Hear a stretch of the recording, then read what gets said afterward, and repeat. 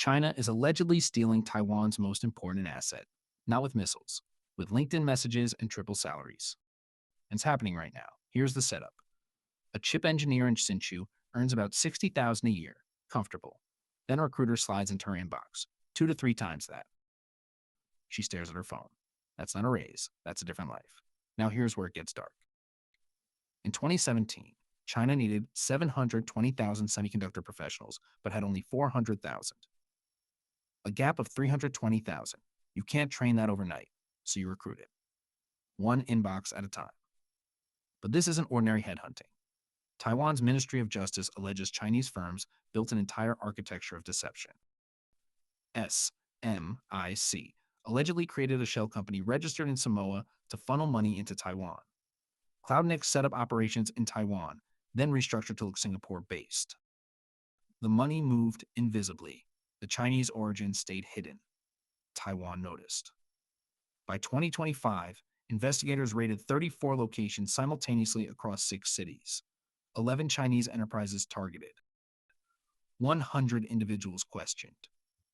Taiwan's message was blunt. Quote, facilitators should not challenge the determination to enforce the law. If you're finding this helpful, hit subscribe. The most important part is coming. Now, here's what China actually wants. It isn't files. It isn't patents. It wants decades. A semiconductor fab can be built in 3 to 5 years. Equipment can be purchased. But the institutional memory. Why certain approaches work. The failure modes already lived through. The judgment built across thousands of wafer runs. That knowledge lives nowhere except inside people's heads. Consider this. When the US blocked semiconductor equipment exports to China, the goal was to deny hardware. But when you block the machine, the person who understands the machine becomes infinitely more valuable.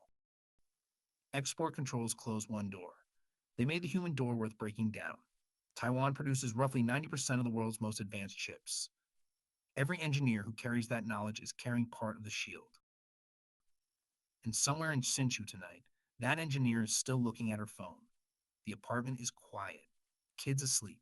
She's not thinking about geopolitics, tuition, mortgage, parents who need care. She doesn't know she's standing on a fault line.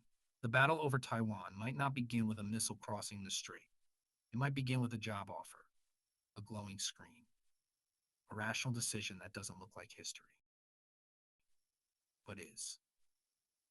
If this changed how you see the chip war, share it with someone who needs to hear it, and subscribe so you don't miss what's coming next.